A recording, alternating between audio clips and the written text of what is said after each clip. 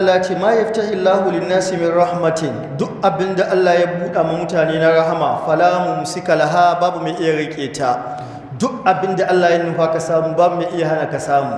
Duk abinda Allah ya kaddaro sai ka samu ko sai ya same ka, sai ka same shi kuma sai ya same ka, babu makawa. In an jefa duci ya samuwa ne, shi Allah ya nufa ya samu. An koma tara jama'a aka jefa, ba shi zai samu ba, zai samu wani wanda Allah ya nufa ya samu. In ka san haka ka huta, wani ba zai koma ta san ma hankali ba, ko mai gidanka ne ko mai baka ne ko babbanka ne ko wanda an riƙe da abin nan ne. In Allah ya nuho da rabonka cikin dukiya ta dole sai ya fito ya same ka. In Allah ya nuho da rabonka yana Legas, sai ya fito daga Legas ko kai ka ce da Legas ɗin ku haɗu ka samu. In China ne haka ne, in da China za a wani abu ashe kai aka washi, sai an kawo shi nan ka so Sokoto ka saye ko wani ya saye ya baka. Kaga ya dai rabonka dai ne, shine ma yaftahi Allahu lin-nasi min rahmatin.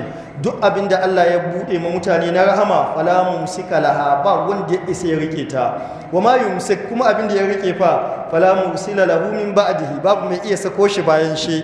Duk abin da Allah bai nufa ka samu ba, duk yadda kai ba za ka same shi ba. Wa huwal azizul hakim, Allah shine mabuwayi, shine mai hikima. Don haka duk abin da ya nufa, wa in yamsaska Allahu bi dhurrin fala kashifa lahu illa hu. In Allah ya nufe ka da wani sharri, to babu mai kuranye shi sai shi. Wa in yuridka bi khairin fala radda li fadlihi. Idan ya nufe ka da alkhairi, kun babu mai da falalatai. Don haka wannan shine Allah wanda muke bauta ma. Sannan wannan ita ma bauta ce mai zaman kanta, wadda wannan bautar ta fi sallah, ta fi azumi, ta fi duk wata bauta. Ka yadda da duk abin da ya same ka Allah, duk abin da ka samu Allah. Babu mai iya baka abin da Allah bai baka ba, babu mai iya hana maka abin da Allah ya nufa ka samu.